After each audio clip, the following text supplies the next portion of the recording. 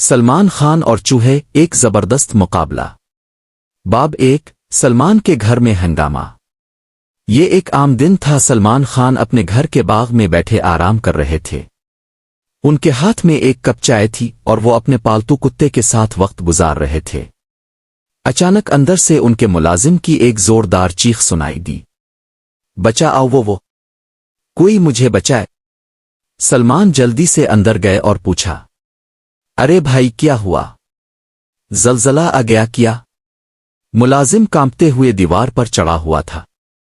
اس نے کانپتی آواز میں کہا، سلمان بھائی چوہا۔ سلمان نے حیرت سے آنکھیں پھاڑ لیں۔ چوہا؟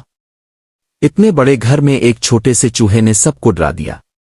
باب 2 چوہے کی انٹری۔ سلمان نے جیسے ہی کمرے میں قدم رکھا، ایک چھوٹا مگر تیز رفتار چوہا فرش پر دوڑتا ہوا نظر آیا۔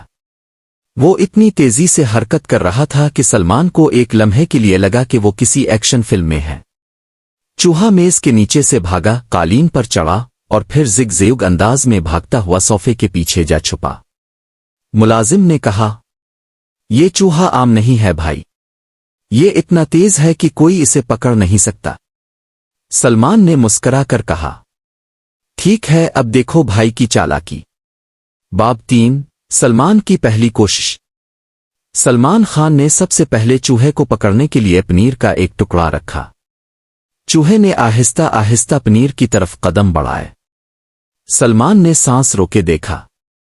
جیسے ہی چوہا پنیر کے قریب پہنچا، سلمان نے آگے بڑھ کر اسے پکڑنے کی کوشش کی، مگر چوہا بجلی کی تیزی سے پیچھے ہٹ گیا اور صوفے کے نیچے غائب ہو گیا۔ باب 4 دوسری کوشش، دوڑ کا مقابلہ۔ سلمان نے سوچا کہ شاید طاقت کی بجائے تیزی سے چوہے کو پکڑنا بہتر ہوگا۔ سلمان گھٹنوں کے بل جھک کر صوفے کے نیچے جھانکنے لگے۔ چوہا وہاں بیٹھا تھا جیسے وہ سلمان کا مذاق اڑا رہا ہو۔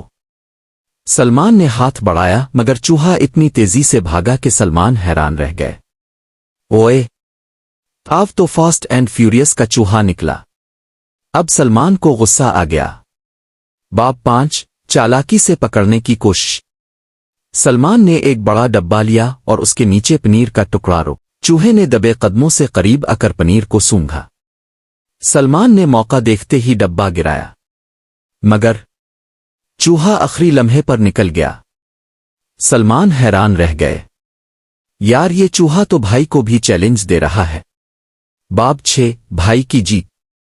اب سلمان نے سوچا کہ لڑائی میں نہیں عقل سے جیتنا بہتر ہے۔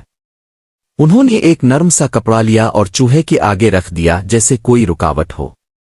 چوہا جب بھاگتے بھاگتے اس کے قریب آیا تو سلمان نے آرام سے اسے پکڑ لیا۔ سلمان نے چوہے کو دیکھا اور کہا، تو اتنے دن سے سب کو پریشان کر رہا تھا۔ مگر چوہا سلمان کے ہاتھ میں بالکل سکون سے بیٹھ گیا جیسے وہ سلمان کو اپنا دوست مان چکا ہو۔ باب 7 چوہے کی رہائی۔ سلمان نے سوچا کہ چوہے کو مارنے قید کرنے کی بجائے اسے آزاد کر دینا چاہیے۔ وہ اسے لے کر باہر باغ میں گئے اور نرمی سے چھوڑ دیا۔ چوہا ایک لمحے کے لیے رکا، مڑ کر سلمان کو دیکھا اور پھر گھاس میں غائب ہو گیا۔